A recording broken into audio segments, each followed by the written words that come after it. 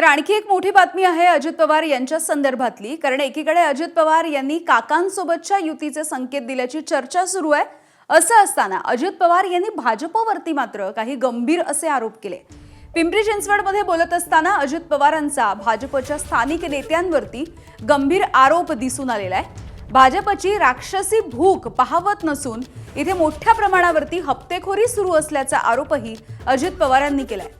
पिंपरीमधील स्थानिक नेत्यांवरती टीका करत असताना आपल्याकडे पुरावे असल्याचं देखील अजित पवार म्हणाले।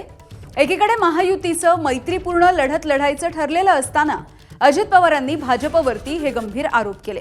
त्यामुळे निवडणुकीमध्ये ही वादाची ठिणगी आता आणखी पेट घेणार आहे का हे बघणं महत्त्वाचं ठरणार आहे।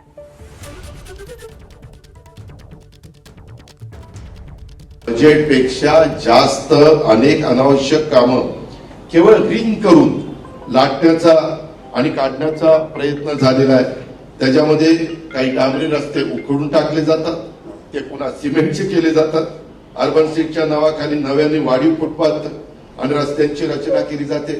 मित्रांनो, आमच्या कारकिर्दीमध्ये कधी ट्रॅफिक अशी गर्दी झाली, ट्रॅफिक तुंबलंय किंवा आपण अडथळा निर्माण झालाय असं होत नव्हतं। आज कशा पद्धतीची अवस्था आहे। दरम्यान याच वेळेला मुरलीधर मोहोळ यांनी केलेल्या टीकेला देखील अजित पवार यांनी प्रत्युत्तर दिलं।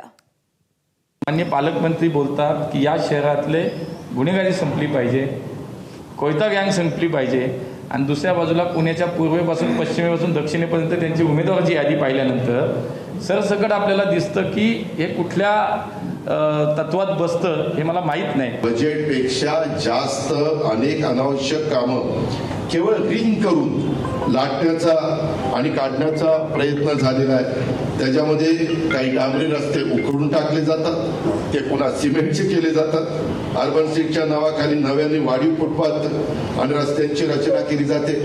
मित्रांनो, आमच्या कारकिर्दीमध्ये कधी ट्रॅफिक अशी गर्दी झाली, ट्रॅफिक तुंबलंय किंवा आपण अडथळा निर्माण झालाय असं होत नव्हतं। आज कशा पद्धतीची अवस्था आहे। एबीपी माझा, उघडा डोळे बघा नीट।